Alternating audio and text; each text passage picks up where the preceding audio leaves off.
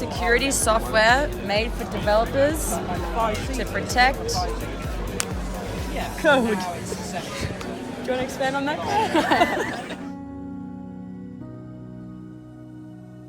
Cool. If I was to explain it to my mum, it would be about enabling people who want to be able to create the next big app or the next big thing, who don't necessarily have the mega funds that like Microsoft or Apple will do. So they use like free software or like open source software to be able to do that.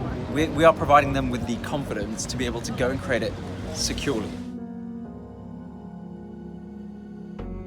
Grandma, you use your iPhone every day and you have all these different like apps, and that's software. And all these companies everywhere, they're creating more and more software. And that software is built with Lego blocks. You remember those Lego blocks? And those Lego blocks is open source. So all these people around the world contribute these blocks, and then other people take those blocks and they build these really cool things like apps on your phone. So what we do is we look at those blocks and we make sure that they're safe to build with. Because some of them, you don't know. Some of them may have a hole in them. And if you're building an app to hold water, then you'll leak. Hey, remember that time I had a party when I was a teenager and I invited my friends? I didn't know who my friends were going to invite. That's what we do. We deal with the software that comes into your company that you didn't invite in.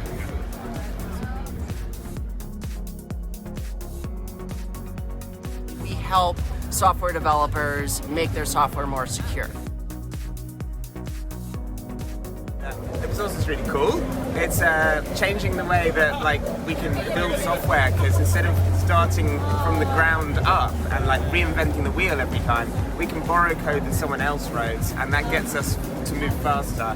So everyone, including big companies, values open source because they need to move faster than the competition. Yeah, once you've introduced them to the concept of open source, there are vulnerabilities in open source code, and because it's open source, they're known vulnerabilities, which means that they're in a hacker's hands as well as they're in your code base.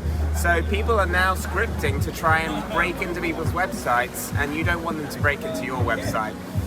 Good news is, because they're known vulnerabilities, we can very easily find them and fix them. And I think that's the really cool thing, is we can fix. Not everyone can do that. And it means that developers' lives are made easier. They can have an automatic healing system where vulnerabilities are removed from their code base.